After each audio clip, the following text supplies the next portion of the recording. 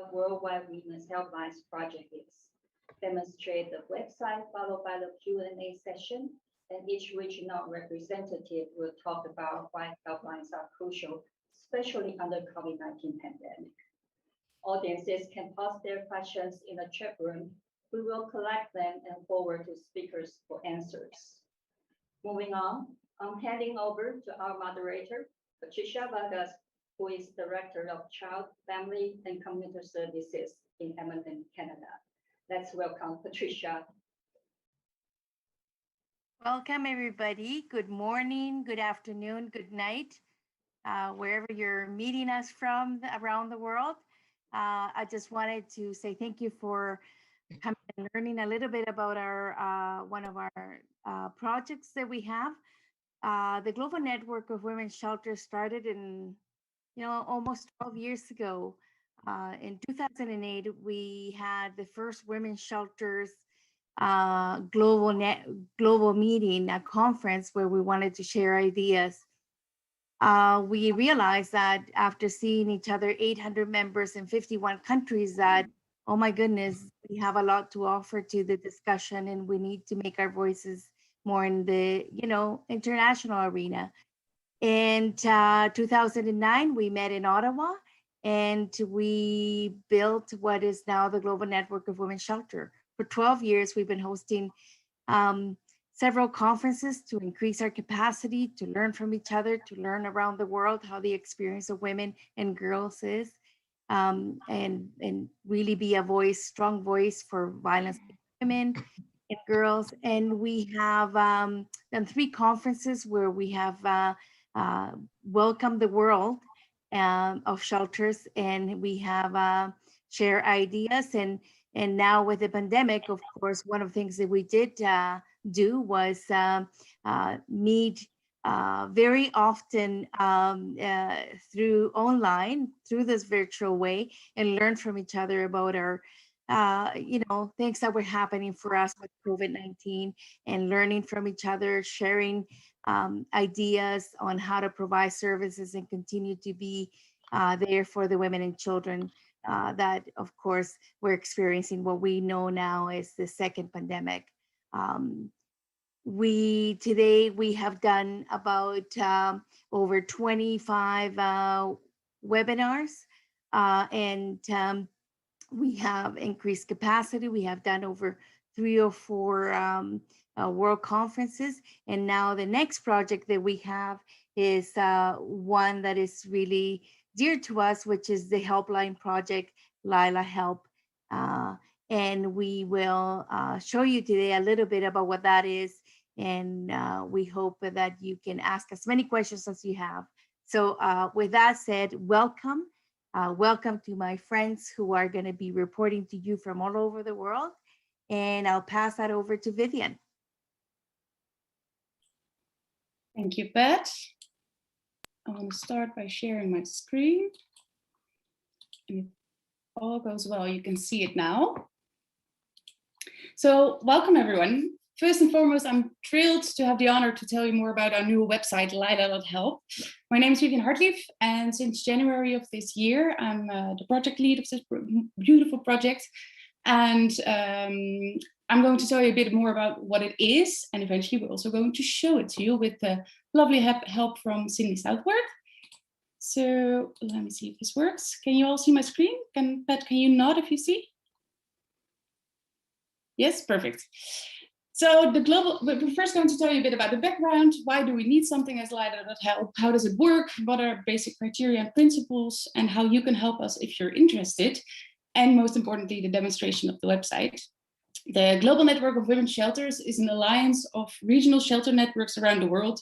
We are the global voice for survivors of violence against women and the shelters that serve them. Working from a human rights and feminist perspective, we strive to meet the needs of all survivors. We started with Lila.help. It is going to be a global website with trustworthy helpline information and direct help NGOs for victims of sexual or domestic violence. By working closely together with regional, national, or local representatives, we can make sure that the information we share on Lila.help is verified and trustworthy, and gave us the opportunity to make a start with developing international principles and guidelines. The vision of the GNWS is an equal world where women and their children live free from violence. And something as Lila Help wants to support that cause. So as you all probably know, specialized help for women in need is so important. You all know that. But at the same time, currently there is no international respected website that lists accurate, vetted, and safe resources for victims of domestic and sexual violence in every country across the world. We do have a great example of the WAVE Europe. That's a perfect example of a wonderful website that serves all European victims. That sparked our inspiration that it is needed on a global level. And that's what Lila.help exactly wants to do. And also there are many organizations or volunteers who provide helpline information at other places. However, helpline numbers are sometimes not up to date, or the information can change often. It needs to be updated regularly. And this is a huge time investment and often needs to be done manually. And the last thing we of course want to do is send a woman in crisis to phone numbers that no longer work or websites that is not active anymore. Moreover, sometimes of the websites that are there do not only send visitors to direct help organizations, but also give links to, for instance, research reports from United Nations or local research, which are extremely important, but not for a woman that is in direct need of help, or a victim that is currently in crisis. So there is no global organization responsible for collecting and constantly updating reliable and accurate helplines and NGO information for every continent, and that is what Lila wants to be, because the GNWS wants to change that. Because imagine if someone you love gets threatened and feels she needs to leave and find help. Or your colleague based abroad quietly tells you that she's being abused by her intimate partner. Or a family member had a date during their holiday and calls you after getting assaulted. You want to make sure that you have a trustworthy place where you can get information for your loved one, your colleague, your friend, and you need to be sure that the information you're giving is safe. And how we want to achieve that with Lila.help. It is the first global website, or it's going to be, with a complete, accurate, and reliable listing of helplines and organizations for survivors of gender-based violence. That is to say, it's an online directory where everybody who is in need can eventually find safe information on helplines and NGOs that support women and their children that are fleeing from violence and are in need of direct help. This website will be easy to find, both for victims seeking for help, but also for counselors or advocates helping them. It's a directory that is accessible for any organizations or network to link to or search for themselves by locations and services. It will also be a vital referral source for supportive friends, colleagues, family members, or even professionals. So how does it work? The reason why we can say it is trustworthy and reliable is because the portrayed information on Lila.help is vetted by our national, local, or regional representatives. We created international basic guidelines and general GNWS principles, but more importantly, our regional representatives, they know what services are reliable and available in their region to ensure this directory helps victims at the moment they need it most. The leading question we use for that is, would you send your loved one, your sister or your friend to this organization? And what we want is that every helpline or organization on Lila.help is safe, provides a listening ear, understand what victims need, is a part of a broader crisis help network, and can answer your questions as a victim and your call for help. The way we do this is we are going to gather the necessary information of helplines and organizations. And as soon as we have that, it has to be approved before publishing it online. Moreover, it also has to be translated in different languages and must be updated regularly. We are very happy that a team of developers helped us build this directory and made this all possible. Sydney Southwell will show it to you in just a minute. And the great thing about the directory is, in the end, it's going to maintain itself. As soon as an organization is approved by one of our regional representatives, the system will periodically ask to the local NGO or organization if the information is still accurate. If there's no reply or the email bounces or something happens, we ask to the approver, hey, do you know something about this organization? And then they can click and just verify, yes, they're still there or they're not. And that way we make sure that all the information is always up to date and reliable. And it takes away all the time that is needed to keep it manually updated. And this makes sure that the directory is always up to date and accurate, I just said that, and gives the organization the opportunity to update their info in just one place, which makes safe information on helplines and NGO available for everyone at all times, everywhere in the world, hopefully. Help is all made possible by our amazing network of all of the helplines, local NGOs, and the national networks that help us with their input on the features and criteria for Help, and more importantly, for the life-saving work they do every day. So I've just talked a bit about that we did develop some criteria and principles. So with Help, we made use of the knowledge and experience of our network. So to say, if an organization is not reliable, they will not be portrayed in the directory. But with our network, we try to strive for a minimum standard across the world. Therefore, we created these basic guiding criteria and principles. As explained, the rule of thumb first is, would you send your loved one to this organization? This maybe might sound silly, but it says a lot if you do want to send your loved one to this organization. But to enhance those minimum standards, we made a start at the 4th World Conference of Women's Shelters in Taiwan in 2019. There, the initial idea of Help was discussed, and together we established these principles that every helpline and organization on Help could be checked against. During a workshop at the conference, all sorts of direct service workers across the world participated in a discussion on the criteria, because when is a women's helpline trustworthy, and how do we decide on it, and what are guiding principles for it? By crowdsourcing these criteria, we try to make these principles as unified and applicable all across the world. But we know that in some regions, helpline criteria might look different. Therefore, these are guidelines. As explained, in the end, regional networks, they decide. So we made this checklist, and we have made them in two separate versions. The first row is what an organization should have, and the second row is what an organization ideally should have. So entered helplines and local organizations should be organizations that help women and their children /girls fleeing from violence. They should know what gender-based violence means to a person. They should be in solidarity with the survivor involved. They can refer to appropriate crisis help. They provide anonymous help if needed, and they protect survivors confidentially. And then they ideally offer support that is free of charge, accessible without third-party involvement, available 24/7, and accessible for all survivors. So we're just only getting started. We're not there yet. So if you're capable of helping us, please come forward.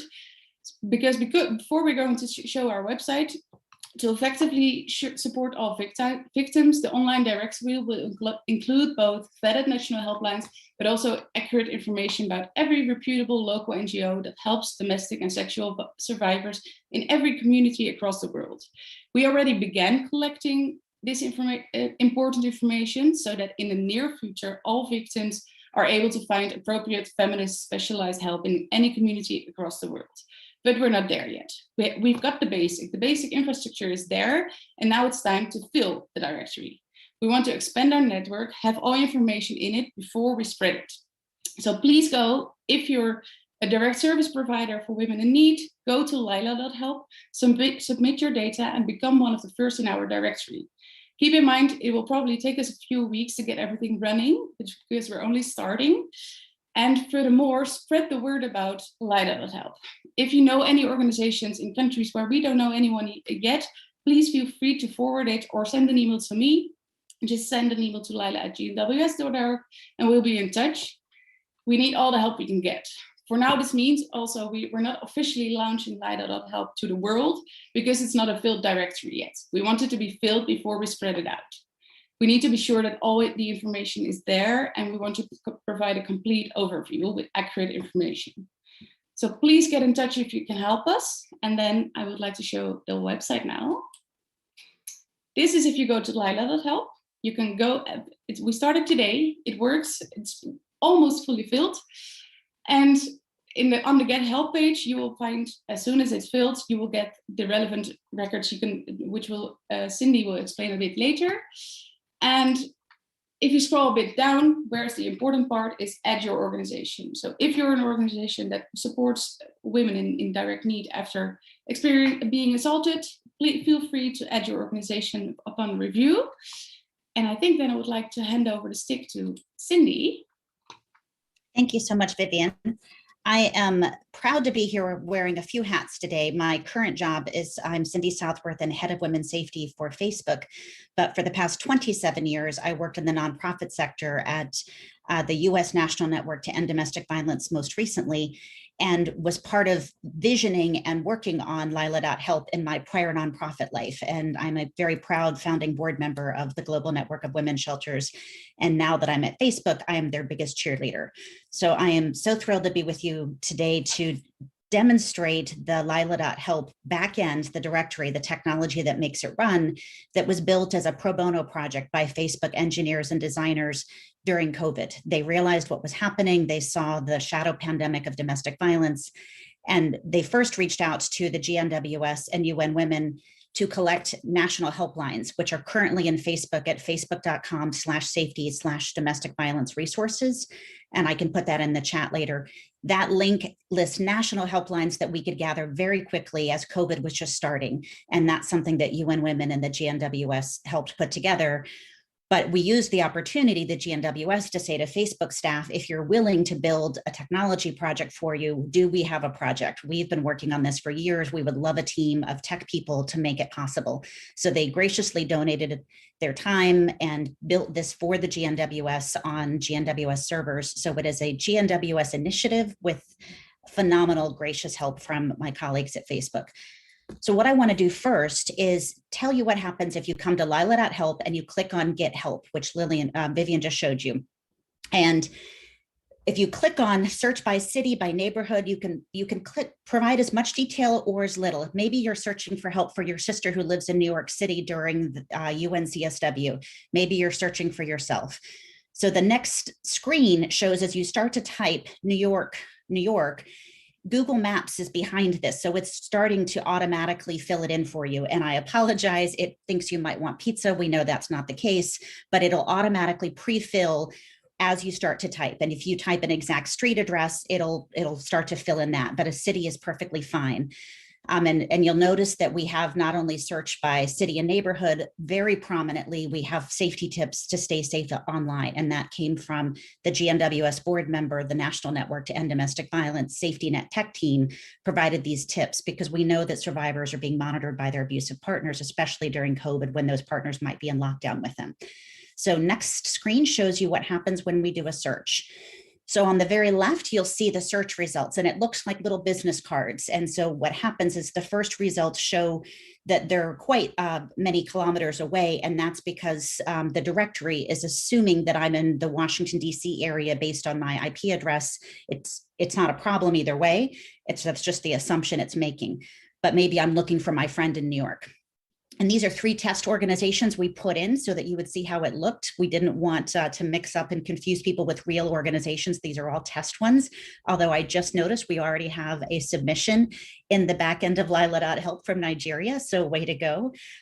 So when you see these business cards on the left, you can click on them and you'll see the full detail from the organization, from that NGO or helpline.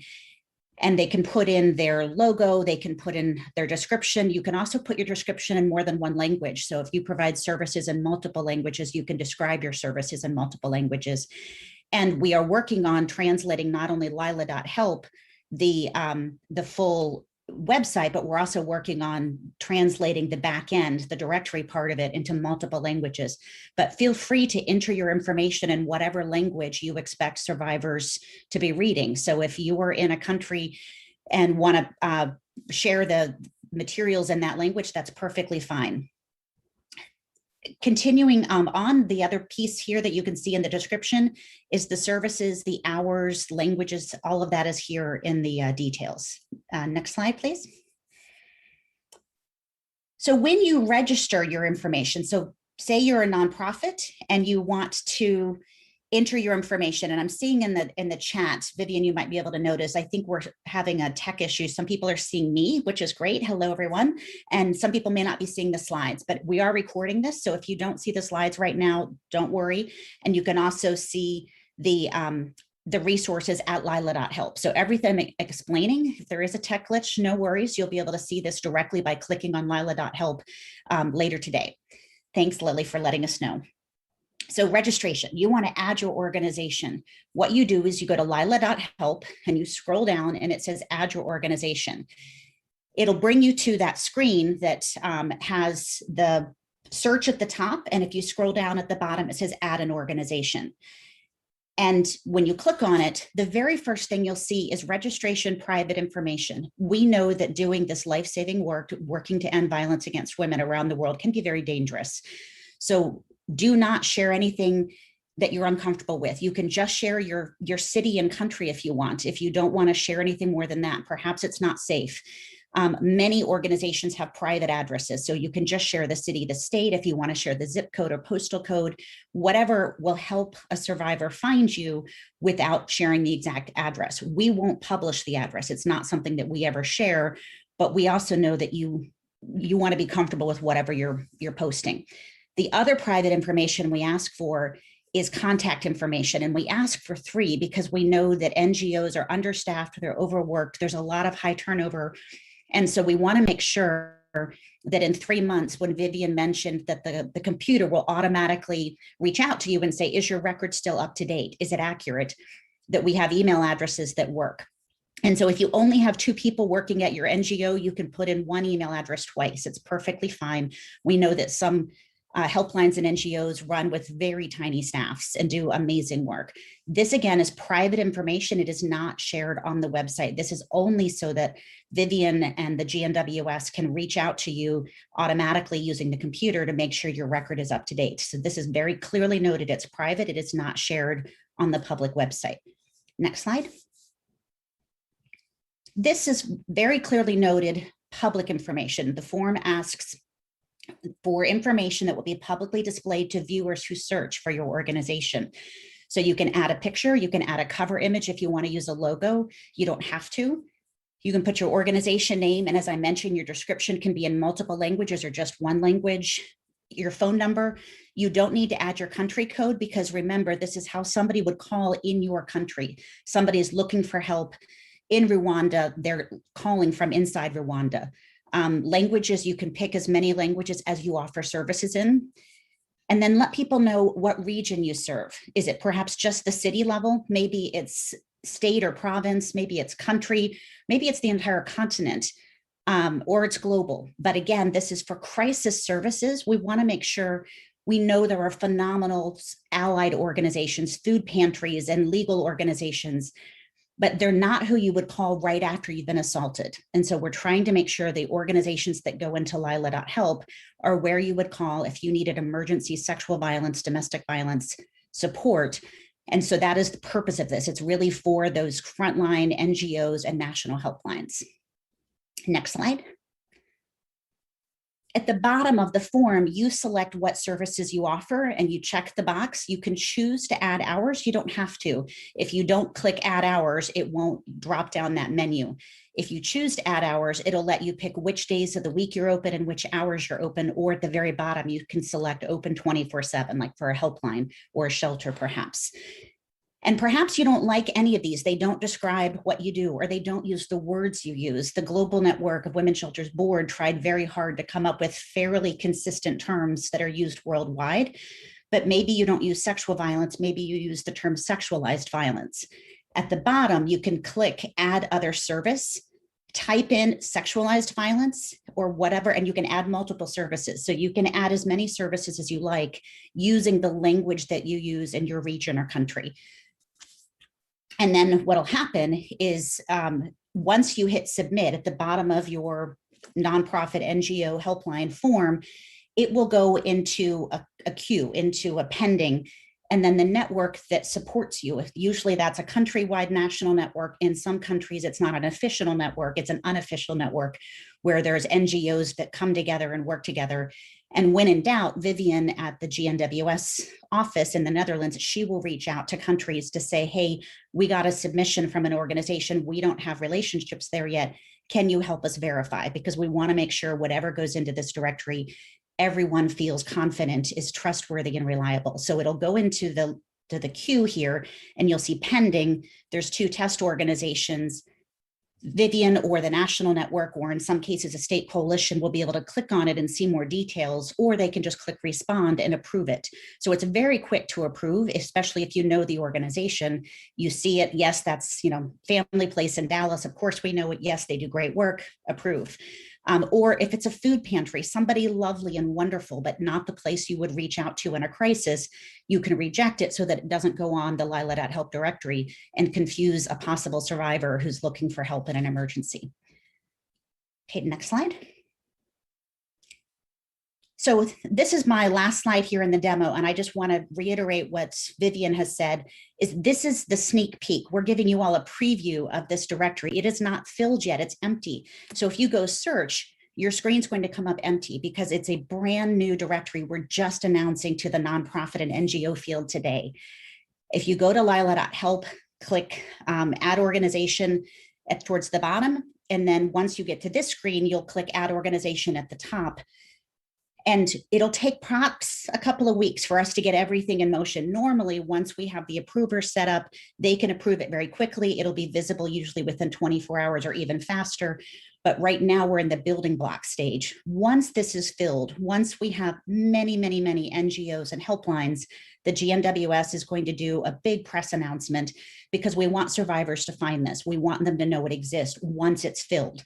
Right now, if we push survivors to it, they'll come to an empty directory, and that's not helpful for somebody who's in life-threatening danger potentially. So we're asking you to share this within the NGO nonprofit sector right now, but hold off on a big public announcement until we actually have records in it. I just want to take a moment to say on behalf of my day job at Facebook as head of women's safety that I am very honored. We are very proud to be a tiny part of this very important initiative. But more than anything, I want to thank all of the frontline advocates, the NGOs and the helplines that do life-saving work every day. Thank you.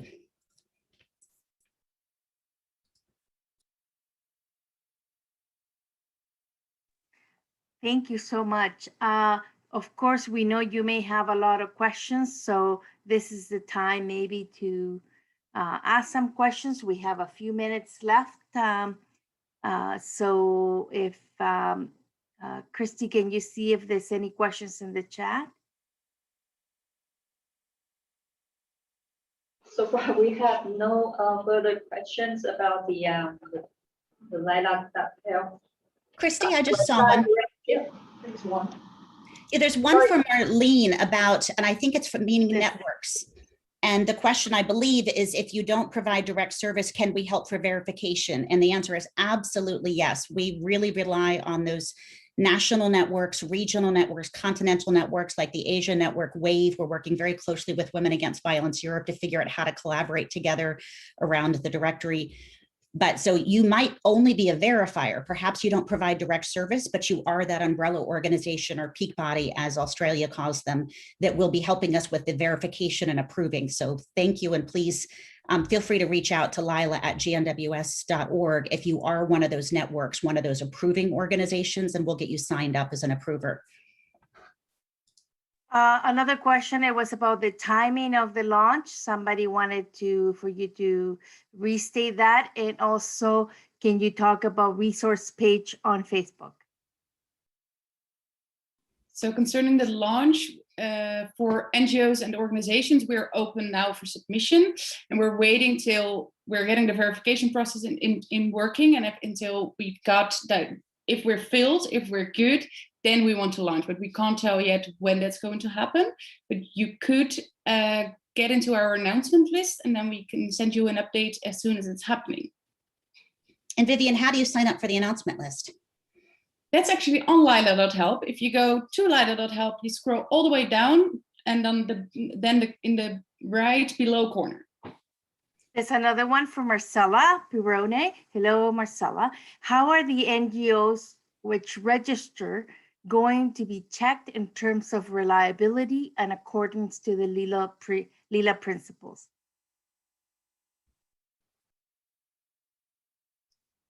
That is where we're going to make use of our regional representatives. So for instance, if a person from Rwanda enters their data on being a shelter, then the person from Rwanda that we know from our network is going to review if they think that the guidelines are in fact intact within this organization. There's another question about, will organizations have to pay to be part of the directory? That's something that's come up in a few parts of the world, and there is a resounding no. That is not, we want NGOs and helplines in this directory. We want to make it super easy for them to stay involved in the directory and have their information be updated and accurate. So maybe you start a support group in Spanish, or maybe you have to close your support group in Spanish. You can change that every quarter when you get the reminder email, but there will be no charge to the NGOs. The funding that we've received right now, thank you very much to UN Women. They've provided us funding to help have Vivian in a part-time capacity support this. Facebook donated all of this pro bono for the back end. We had some funding 2 or 3 years ago to do our initial visioning from Uber. And we've also got some Orange the World campaign funding. And there's a GoFundMe. So, and you'll notice that I keep changing we. I'm having an identity crisis. I work for Facebook, but my heart belongs to the Global Network of Women's Shelters. And I saw a question from Lily. Is Lila.help the website address? Yes, it is. You can directly put in Lila.help in your browser and you'll get there.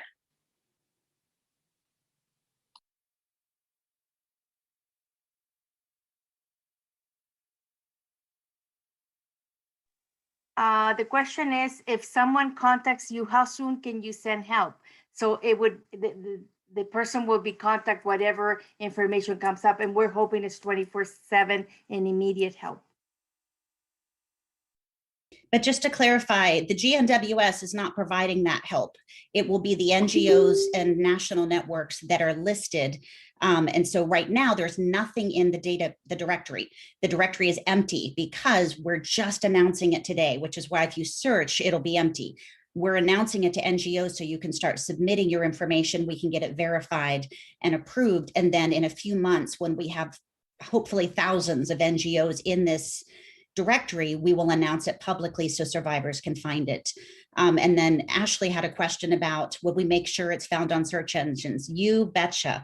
We actually have our tech people lined up. They've asked if we want to make it easy to find on search engines. And we've actually said no for right now, because we don't want to confuse survivors. Until it's filled, we don't want them going to Lila.help, finding nothing and thinking there's no help for them. So for right now, we want them to continue to use all of the websites that are out there. So we will let you know as soon as it's publicly ready to be launched. We'll let you know. The other questions say, Marlene has asked if there's a helpline in a country, but how do they fund to have people available and trained?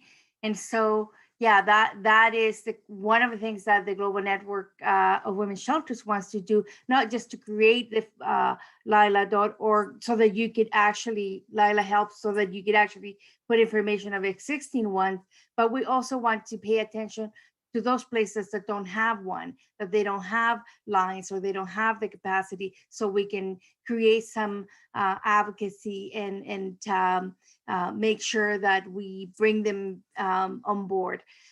So we are only going to be outlining in Lila Helps those ones operational.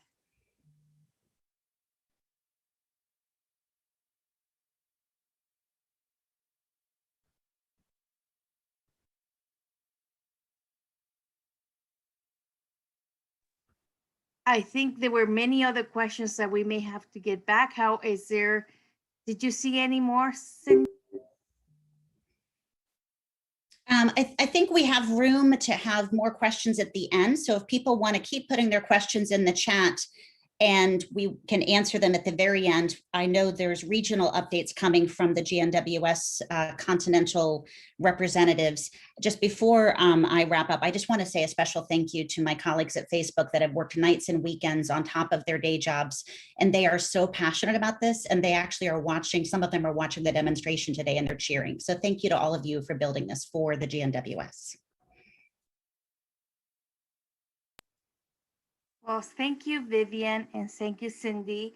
Obviously, there's more questions that we will make sure that we tackle, but we must move on with our report from our wonderful leaders in different parts of the world. As you know, the Global Network of Women's Shelters, sorry about that.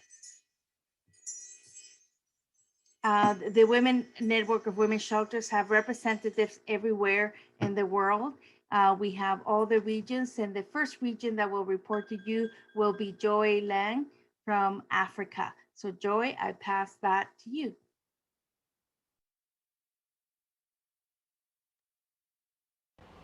Joy Lang, a representative of the Africa Network of Women Shelters. The impact that COVID-19 had on the African states was that Joy, can you do it a little bit louder, please? Oh. Not only just in Africa, but across the globe. The lockdown restricted movement for survivors, and this affected survivors negatively. Some African states still operate with safe spaces. And so what this meant was that during lockdown, the safe spaces were closed, like a country like Rwanda. And what this meant was that survivors had limited access to safety. Some countries reported that the efforts shifted from gender-based violence to COVID-19, and that then resulted in gender-based violence mechanisms suffering under the COVID-19 pandemic. In South Africa, the network reported that they saw the need for a safety plan to be developed, which they actually did, because the hard lockdown caused real isolation, and that further exacerbated the violence. The alcohol ban that was lifted during lockdown, we saw a direct impact to gender-based violence, because immediately after that, 48 hours after that, shelters were actually full. And one of the positive things that came out of the pandemic was that in South Africa, they managed to establish a shelter helpline, a 24-hour helpline that was specifically geared to assist, not only provide counseling, but also resources for survivors. And this helpline was available and is still currently available for 24 hours. The other positive thing that came out was that shelters were now listed as essential services, and what this meant was that they would also have access to the COVID-19 vaccine that is currently being rolled out across Africa. And as frontline workers, some of the states would also now have the vaccine available for shelter services and gender-based violence service providers. So now moving on to why Lila.help is vital for us. We see a great need for the global database to be established, because we would have one central place for collecting and updating information. Lila.help will give survivors access to reliable services across the globe, and it will also unite, strengthen and the local and regional continental networks to work closer together. We also see an opportunity to strengthen the solidarity amongst gender-based violence service providers. And at present, gender-based violence services are fragmented across regions, and the global helpline will close this gap. That is all from Africa. I thank you.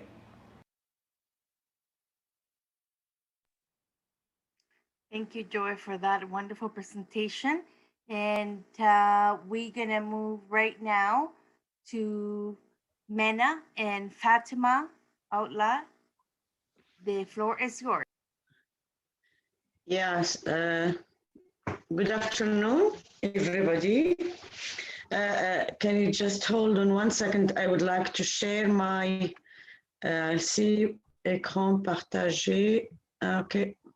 Can you see my slide? Can you see the slide? Not yet. No? Oh, now it's coming. Yeah, now we it's see. coming. Good. Yeah, so happy to see you all, and good that we are celebrating the launch of Lila Help. I just saw one of the comments saying that there is Lila in Italy, and I think that this one is global, this one is universal, And this one is for all women. Our Laila Help is a project that was designed, reflected on by a group of brilliant women led by Cindy and all the steering committee and friends. And I'm really extremely happy that today we have it launched.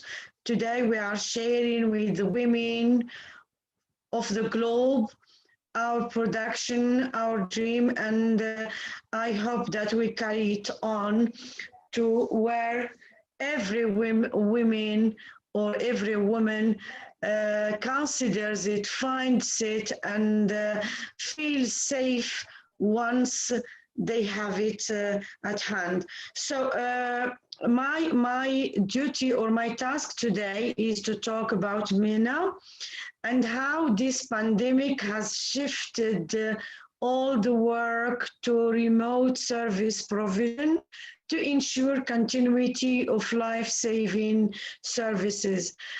Before that, I will share just a brief image of what's going on in the region, in MENA region, where most countries suffered and still suffer clashes and armed conflict, and where women are and were and still negatively impacted by all these conflicts. Region and girls faced these challenges exhibited by the current health crisis, by the banking crisis, for example, in Lebanon.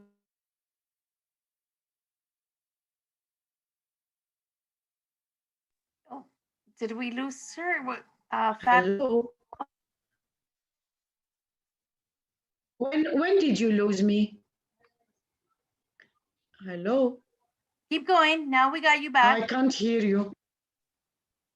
Okay, yeah, so I was just saying how women in the MENA region are negatively impacted by the ongoing conflicts, and also how COVID pandemic is also having differential impact on men and women, and gender inequality in the region has unfortunately been exacerbated by the pandemic, threatening decades of progress made and eroding gender equality gains. Unfortunately, governments in our country, while handling the pandemic, they have prioritized responses.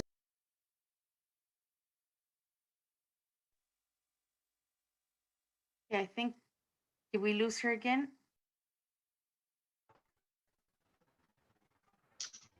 I don't know what is happening. We can hear you now, Fatima. Keep going. I don't know. Maybe turn your video off in case I don't know why it's cut. I will. Okay, just, okay, my video is off. Okay.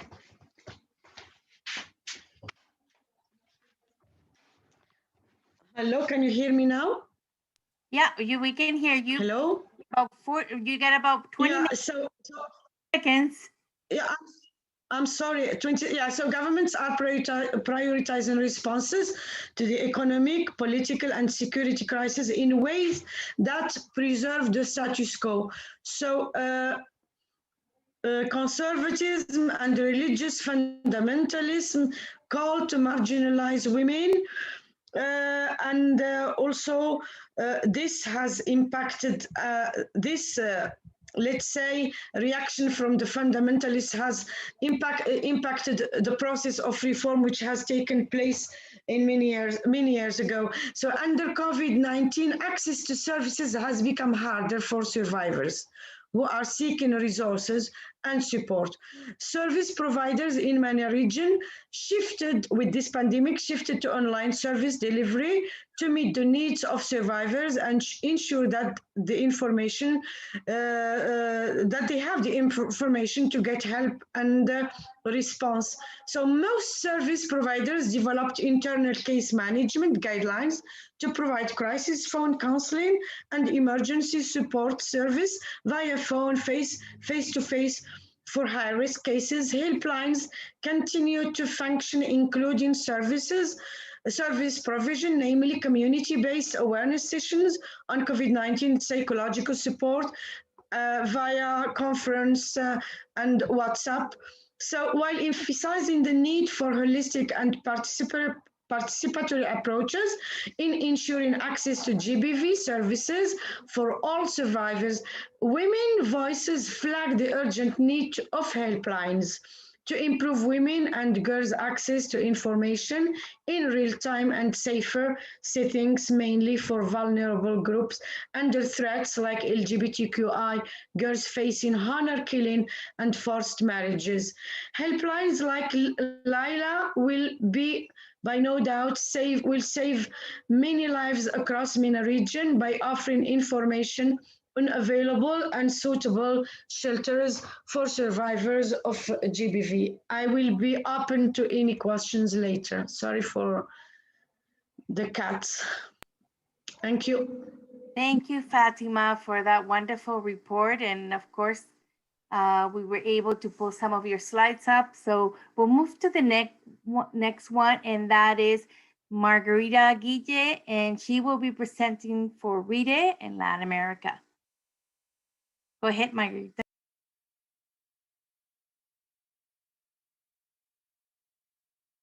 You're muted, my friend.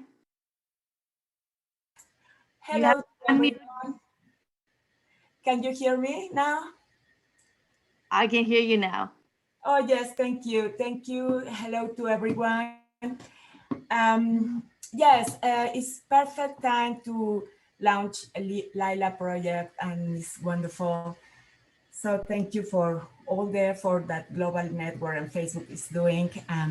We are trying to cooperate in Latin America, but it's not easy times. 2020, for us, was like the year that started as, or I will say, and finishes as an opportunity for women in Latin American shelters. Let's see why.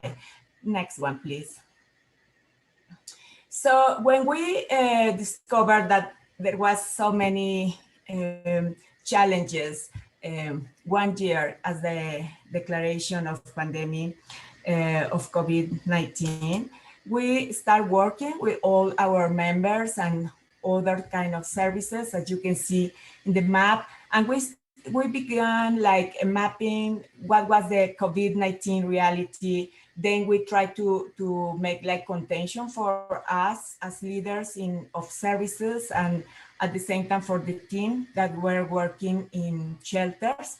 And then we try to adjust our services and create change. So basically these 4 steps really resume our journey the last year and the moment we are facing or living here in Latin America. Next one, please.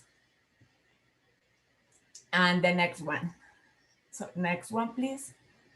We create protocols, procedures, trainings. Next one, please. Models, and very soon the research is coming into different books. So here is a synthesis of the different kind of measures that really create a big impact for women and shelters. Basically governmental measures such as curfews, no access to reproductive health services, shutdown of governmental offices. Next one, please. They don't declare like essential women's services at the time, the shelters. So it was very difficult for them to work. Next one, please. They can sell also support aid for women. We can see we did a research, a mapping in 15 countries of Latin America, and we can see here some numbers. For example, the biggest impact for women during the emergency for the double pandemic, we call it like COVID-19 and violence against women, was access to health services. Imagine that in a health crisis, the 72% was part of the challenge. Then access to justice, 70%, 60% access to economic support, 54% to sexual reproductive health, legal services, psychological services, and also almost 42% access to migration services, because there was a closing of borders and flights, and many women that were running away from violence in Latin America, they were like trapped in different kind of borders or countries with no legal assistance, with no support, and with the risk of COVID. Next one, please. So we can see here that 80% of shelters, 85% of shelters try to move from this crisis to opportunity. So they create digital online services. They launch different kind of platforms in Latin America.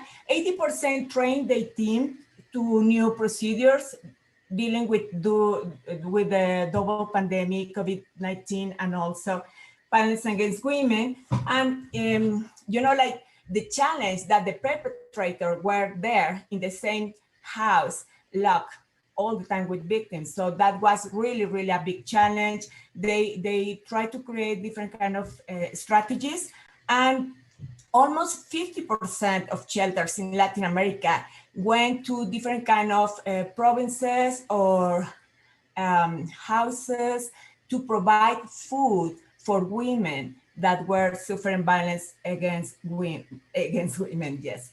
Next one, please.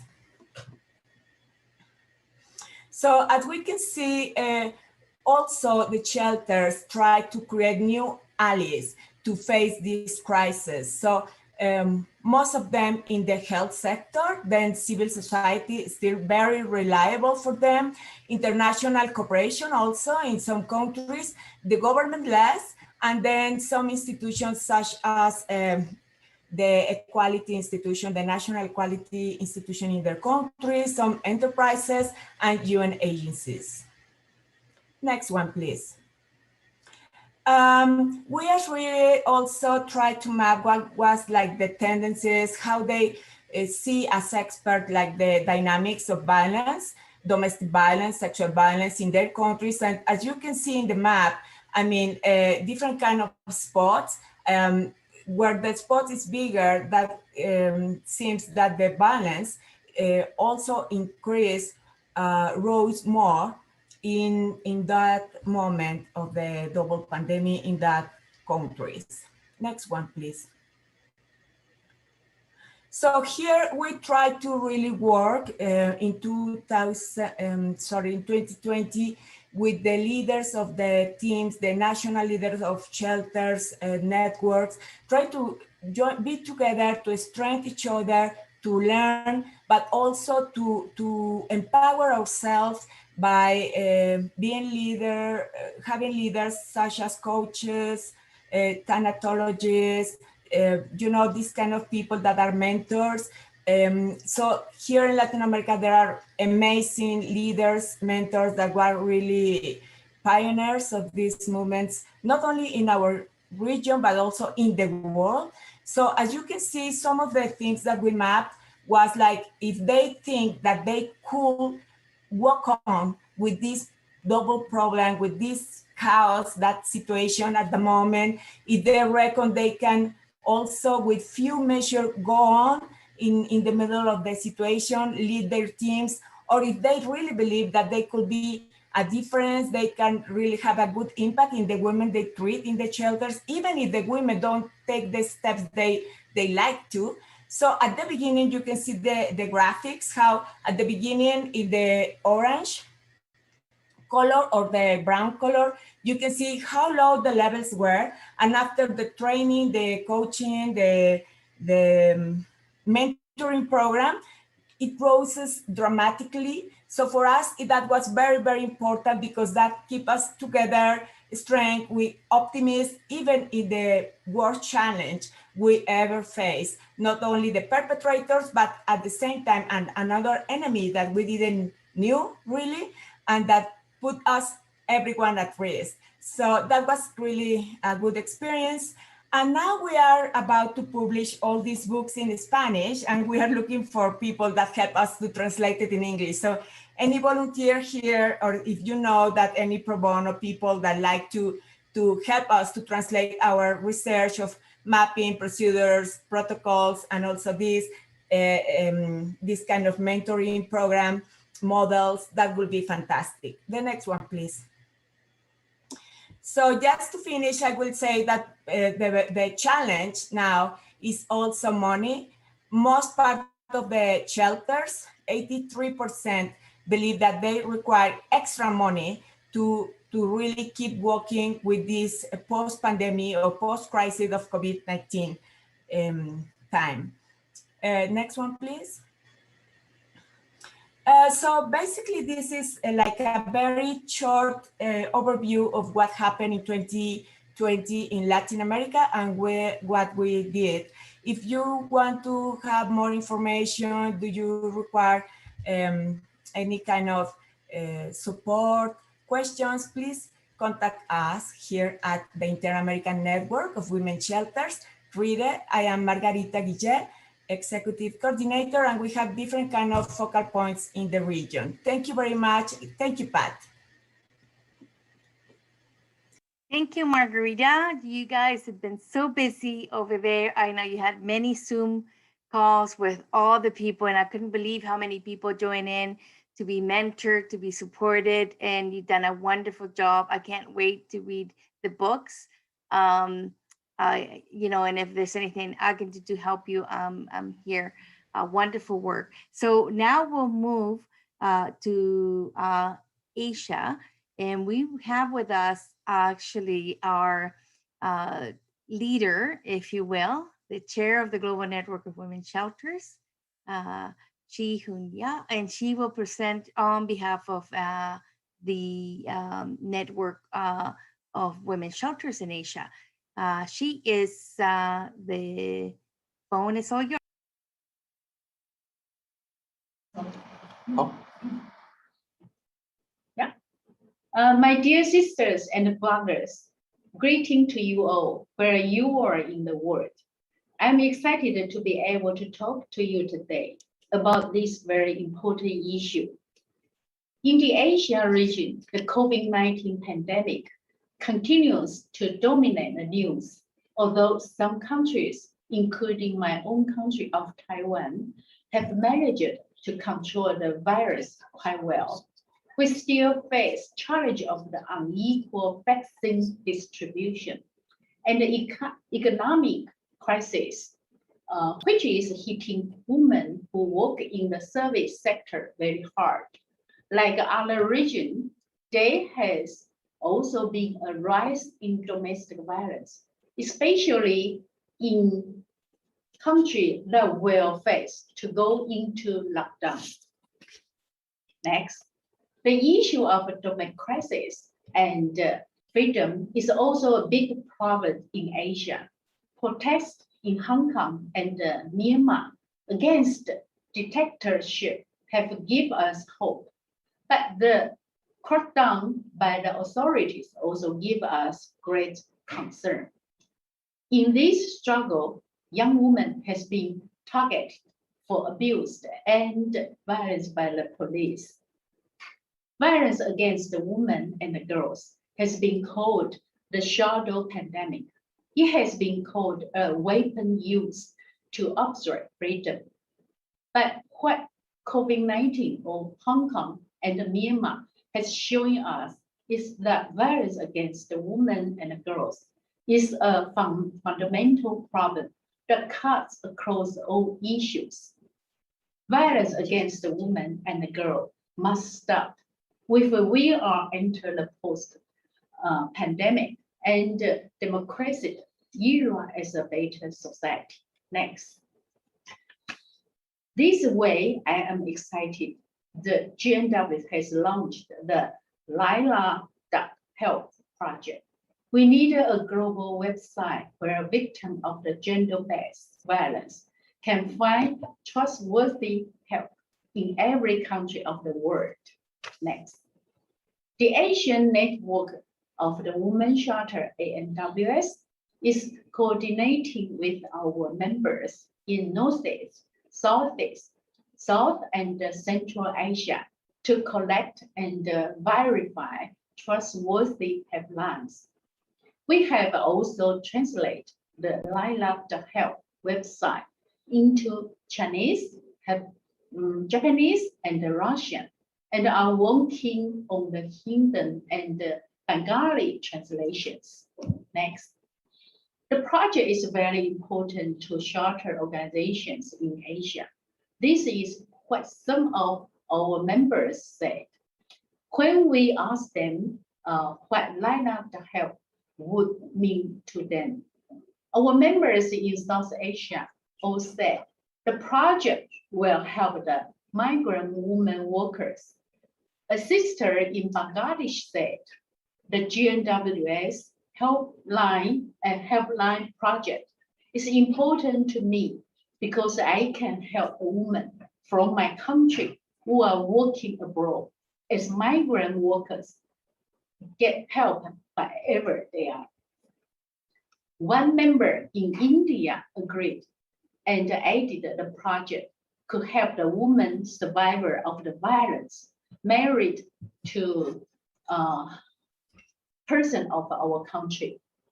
Another partner in India said, project can help the survivor of trafficking who may be displaced and they're looking for support from their home countries. Our national representative in Nepal said, migrant workers encounter barrier to access service for mental health, such as language barriers and lack mental health literacy in knowing when to seek help. Helplines play a crucial role in overcoming their psychological needs. And our members in Hong Kong said the project will help her refer survivors to trustworthy partner organizations. So please join us, tell your network about the Lilac.help. Share information on your organization with us and help us create helpline in countries that don't have one yet. Thank you. Thank you, Chi. That was a wonderful presentation. And so we'll move now to Europe. And we have Pile from WAVE. And it's all yours, Pile. Hello. Just checking if I'm heard. My name is Pilla Tsopagan, and from WAVE Network, I give key points of the impact of COVID-19 on the situation of violence against women and girls in Europe. It is undeniable that violence against women have been greatly exacerbated by the global pandemic. However, pandemics of this nature do not cause violence against women per se. They only exacerbate and highlight pre-existing conditions. COVID-19 is not gender neutral because 243 million women worldwide have been exposed to domestic violence even before the pandemic. And we need to reflect on this as these numbers increase.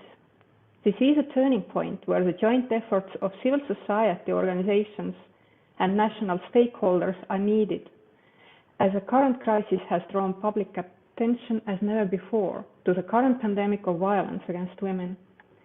WAVE members report that since the outbreak of pandemic, reports of violence against women, particularly domestic and sexual violence, and feminicide have increased dramatically in several countries. According to UN Women data, calls to women helplines have increased fivefold in some countries during periods of confinement. Restricted movement, isolation, and economic insecurity increase women's vulnerability to domestic violence in Europe and worldwide. Many women have been forced to share their homes with their abusers 24 hours a day without any access to support services, many of which have been disrupted or rendered inaccessible.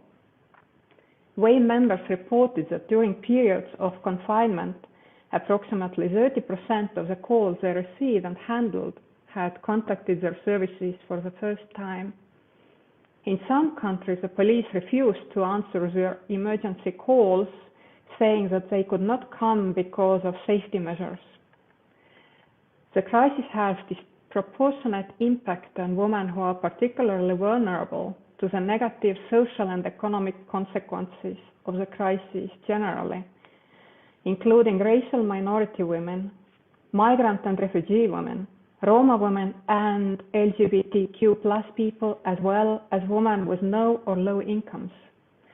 The lack of clear guidance from governments on how service provision should continue in these circumstances, as well as the fragmented and unreliable responses of state agencies, such as the police, have created significant challenges for specialized services for women in responding to the enormous increase in demand for their services. However, these problems do not exist in a vacuum. Nevertheless, in many countries, specialized women's services have continued to support women victims of violence, often using innovative solutions such as online counseling and referral services, SMS, whatever additional we find. They continue to work even when public services did not, or when the response was fragmented or unorganized or unclear. As a result, specialized services for women in some countries are at breaking point, and some of our members tell us, for example, that the working day for staff have increased by 4 hours a day, that organizations, even in publicly funded countries, face 30% funding gap or more in some cases, due to gender budgeting, and that in many cases only a third of the staff needed to effectively support women is funded and available. The economic impact of the pandemic has also affected women disproportionately compared to men, with many women working in precarious jobs, such as fixed-term contracts with no sick leave or holidays, and no protection against sudden dismissal. These jobs were often the first to be cut by companies in order to save money. So in order to get a brighter future, now is a time to make a change. Build Back Better is not just a transition. We need to use the year 21 to move forward towards better society than the current one. We could do so by using Agenda 2030 to push transition that provides justice for women and girls who are looking for the future safe and away from violence. Lila Help would expand reliable information for all over the world, which is more than necessary, especially now.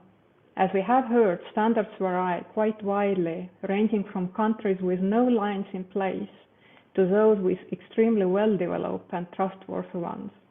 The project is seeking to change this by providing a clear in-house of information on the topic. This includes the only up-to-date global directory of helplines. WAVE will work closely to make it happen. Thank you. Thank you, Pilar. That was really good. I really, I'm always amazed at some of the work that you guys do at WAVE. It's been very important guiding principles for us and for the new networks, because you've been around for over 20 years. So we appreciate all the work and the guidance that comes from WAVE. Thank you, Pilar. And now we're going to move to a pre-recorded presentation from Julie Angjury and I think Karen Bentley, and they're both from our network in Oceania. Go ahead.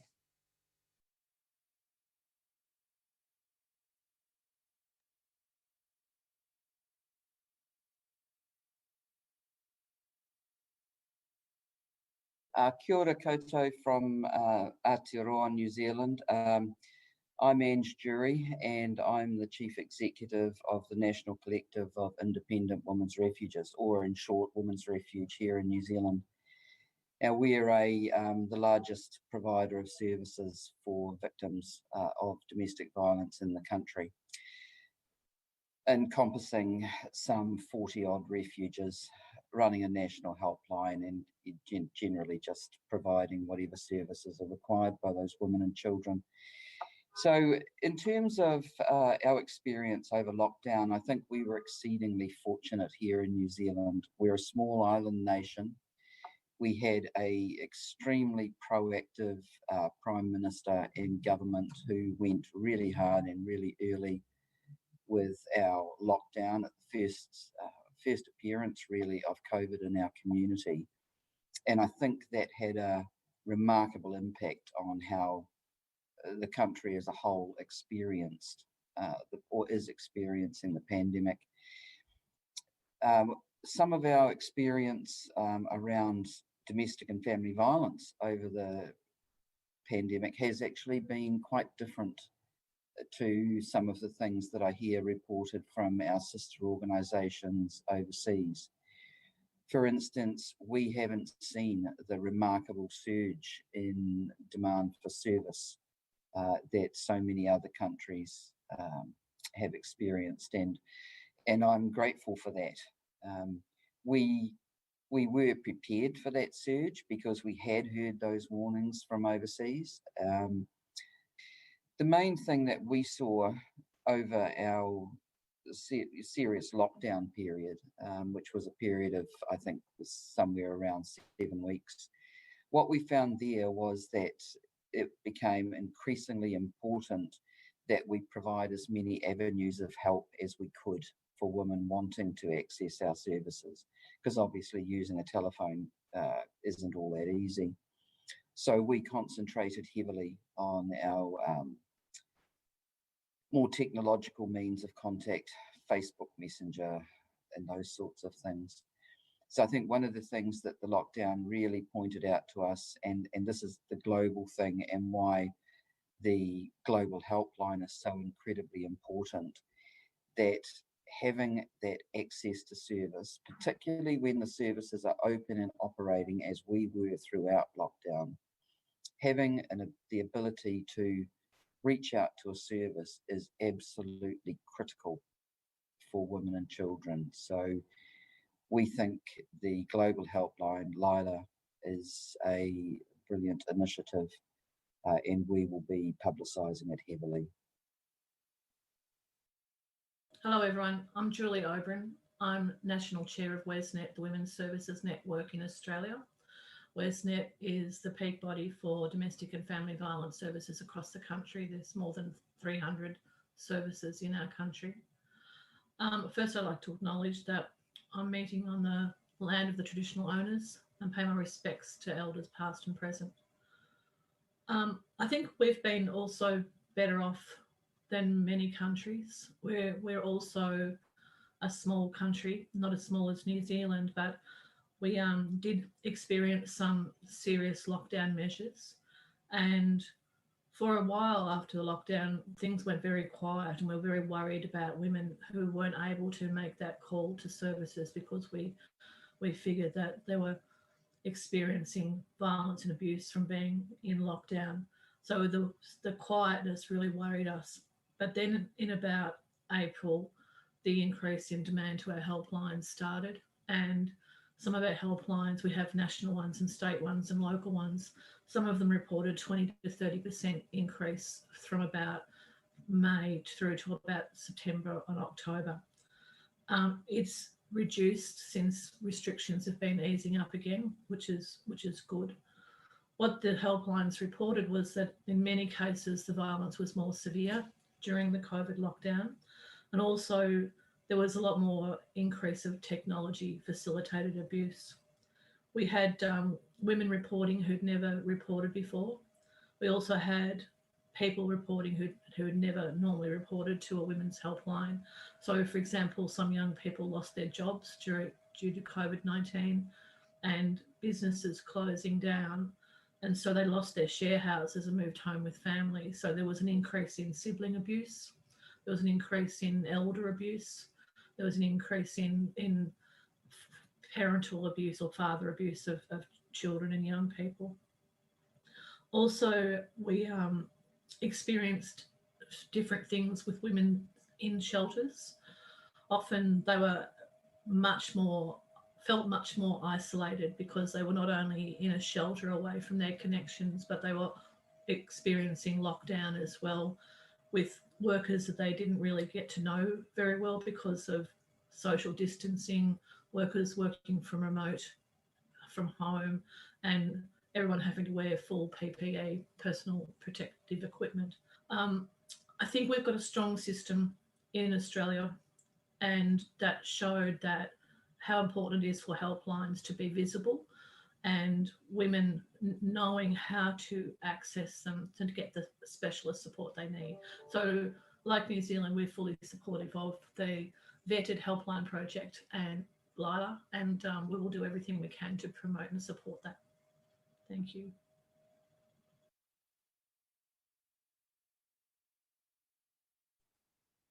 So that was our sisters from Oceania. And now we move into my territory, which is my fearless leader from Canada, from the Shelter Canada. And here's Liz Martin. Hi, everyone. Thank you so much. I am also presenting on behalf of Ashley Sly from the National Network to End Domestic Violence in the US, and will be presenting on Canada as well. In terms of the impact of COVID-19 on shelters and helplines in Canada, I think, like many areas of the world, in the early days of the pandemic, when the stay-at-home orders were very rigid, it did cause a lot of confusion for many women in Canada, but I suspect around the world, in the sense of, they were being told that they needed to stay home. And so it took some time and some advocacy for us to convey the message that if home is not safe, one did not need to actually stay at home. Could I have the next slide, please?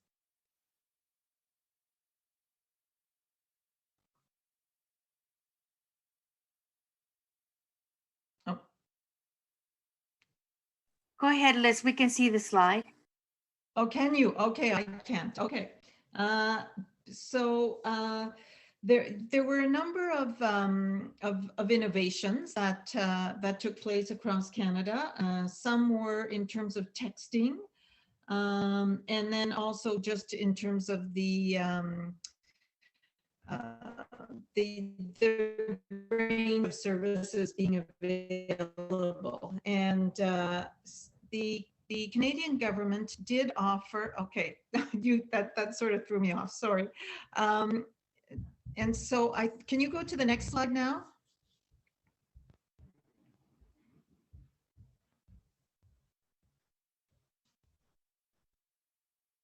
One thing I wanted to mention is that the Canadian government did provide $100 million Canadian dollars to civil society organizations providing services in the area of gender-based violence, and 45 million of that 100 did go to shelters and sexual violence centers across the country. And this was very important to them and did allow shelters across Canada to remain open throughout the pandemic. These funds for most shelters in Canada must engage in substantive fundraising in order to meet their budgets. And these funds that came in from the Canadian government were essential for shelters in order for them to provide services, to expand their services to some extent, in the sense of that a number of shelters needed to access isolation sites, and this often meant renting rooms in hotels across the country. Like my other colleagues have indicated, we did see increases in domestic calls and incidents, and as in Australia, the severity of the violence was also noted from shelters across the country. In Canada, Women's Shelters Canada runs the site sheltersafe.ca, and this is a clickable map of shelters across the country, which includes information on their 24/7 helpline.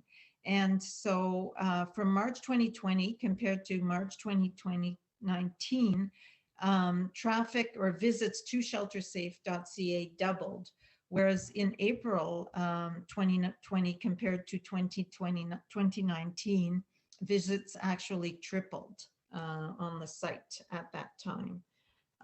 Could I have the next slide?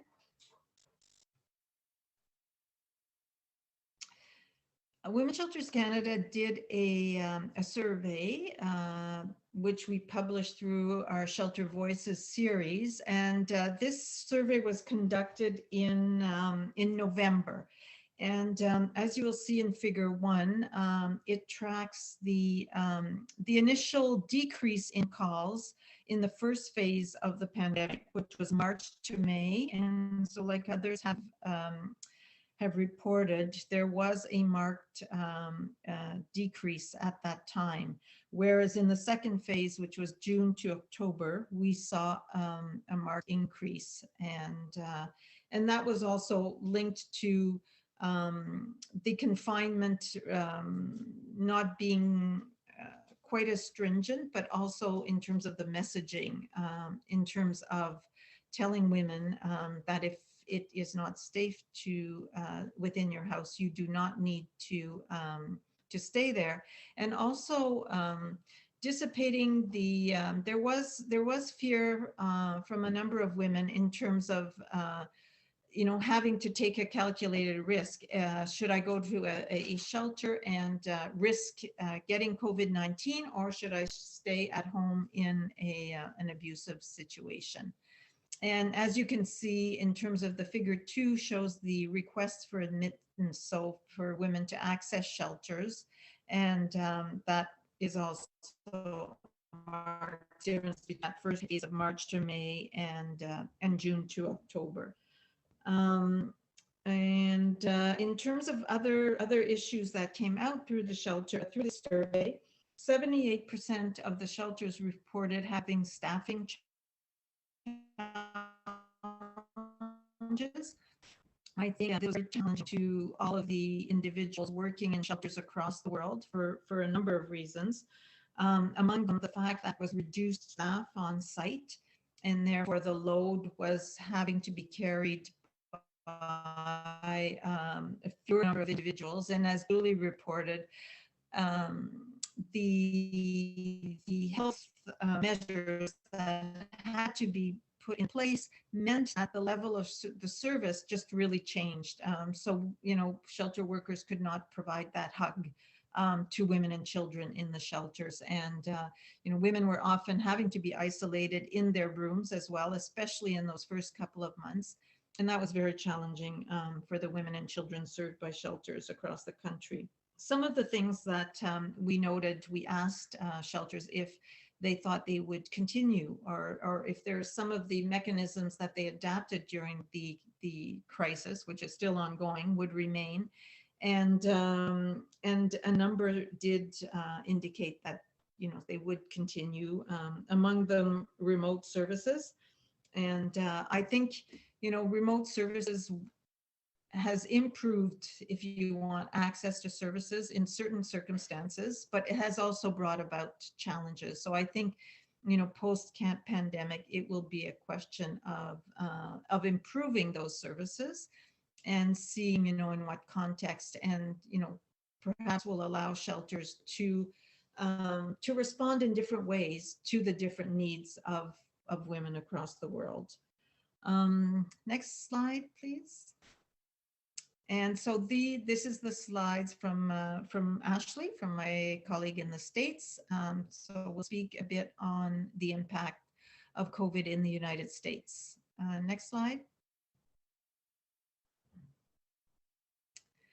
And so the United States has a domestic violence hotline, and they saw a 6% decrease in calls between March 2020 in comparison to March 2019. And then once the shelters in place orders were lifted, they saw a 15% increase in April 2020 compared to April 2019. Local programmings operating their own helplines began implementing alternative communication methods, so through text and chat lines. And one organization, as an example, saw a 120% increase in their crisis calls. So there was a greater demand for services with fewer beds due to COVID-19 safety guidelines. Next slide. And these are two quotes from women who reached out in terms of helplines. The first one is on Domestic Violence Counts Day. A survivor called our hotline seeking shelter space. She was overwhelmed and feeling like she was being shut down immediately with "we are full sorry" when calling around. Although we were unable to meet her needs that night due to not having shelter space, the participant expressed that she felt better after speaking to us, and she appreciated the time we took to listen to her situation and the explanation of services. And another advocate from Michigan said, a helpline caller was seeking shelter due to a significant other that is verbally abusive and has displayed threatening behavior. We were at capacity and unable to offer any room in our shelter. We provided referrals to 5 different shelters in the area and offered to assist her in calling those shelters. We were also able to safety plan with the survivor, which she was very appreciative for. The survivor also provided referral for advocacy, and towards the end of the call stated that she felt heard and supported by the helpline. I think I can say, like in North America, in terms of Canada and the US, shelters are so often at capacity and having to turn women away, but that helplines are very, very important. And we always also in our messaging say to women that you do not need to stay in a shelter to reach out to shelters. And this is important message to get out there for women, and the Lila line will help in that context as well. Thank you so much.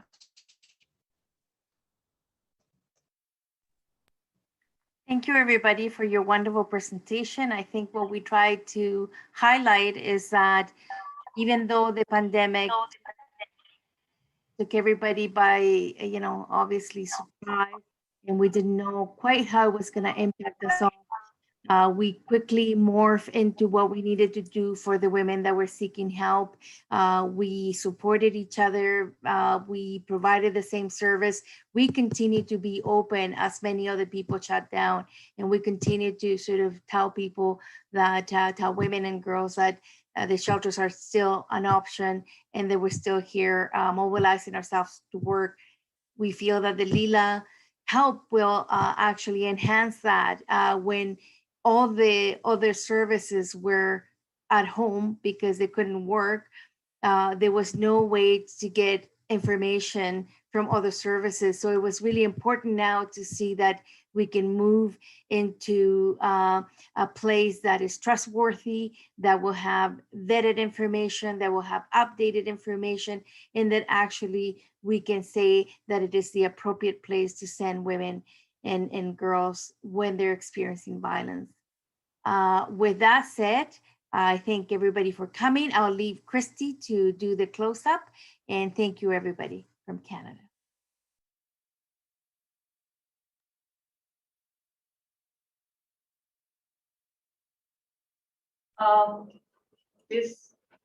Thank you all for this amazing webinar.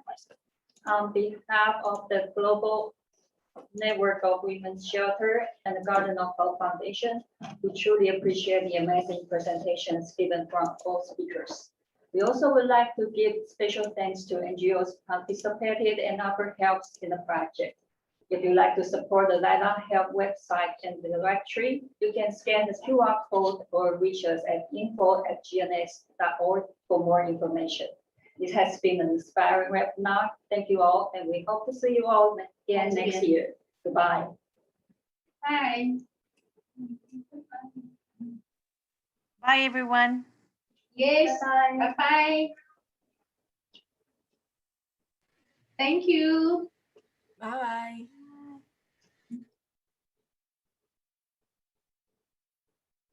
So,